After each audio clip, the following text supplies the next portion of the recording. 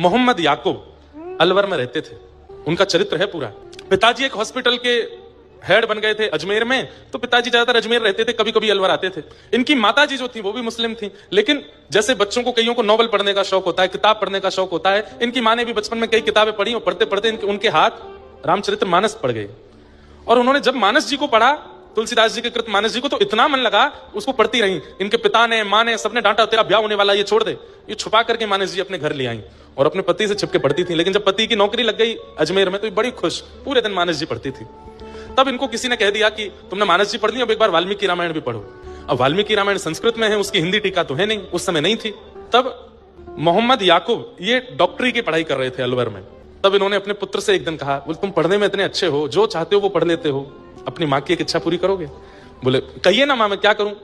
तो बोले कि है तो विपरीत बात, पिता को पता चले तो हो सकता है कि मारपीट तक उतर जाए, और समाज को पता चले तो बहुत बड़ा बहिष्कार, मृत्यु दंड तक मिल सकता है। लेकिन मेरी एक इच्छा है, मेरा मन इतना राम में लग चुका है, मैं इतना ज्यादा उनमें खो चुकी हूँ, चलते फिरते मुझे राम दिखते हैं।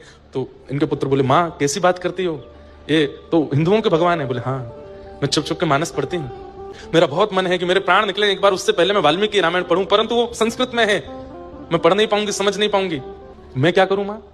बोले तुम पढ़ने में बहुत अच्छे हो, तुम जल्दी जल्दी याद कर लेते हो, तुम संस्कृत पढ़ लो, और संस्कृत की विद्या अध्ययन करके, संस्कृत सीख करके तुम मुझे वाल्मीकि रामायण रात में छुप करके कमरे में बैठ के सुनाओ, जब जब पिता नहीं रहेंगे तो मैं वाल्मीकि रामायण सुनूं, मेरी एक अंतिम इच्छा है। तो मोहम्मद याकूब बोले, माँ मुझे पढ़ाएगा कौन संस्कृत? पूरे नगर के ब्राह्मणों के पास गए, सबने कहा तुम मांस मदिरा का सेवन करने वाले हो, मुस्लिम हो, तुमको हम संस्कृत नहीं पढ़ाएंगे। तो माँ ने कहा, बेटा मेरे लिए इतना नहीं करेगा? बोले क्या, तू छोड़ दे मांस मदिरा, नहीं खाया कर। बोले माँ हमारा एक त्योहार है, उसमें तो खाना ही पड़ता है। बोले कि दिखाना सबको पर खाना नहीं, और इतना विश्वास किसी ब्राह्मण को दिला दे कि तू नहीं खाएगा, शायद वो तुझे पढ़ा दे। मोहम्मद याकूब की माँ को राम जी मीठे लग गए हैं, जो मोहे राम लागते मीठे, इतने मीठे लग गए कि अपने पुत्र को पूरे विपरीत क्रिया करवा दी, अपने धर्म से विपरीत।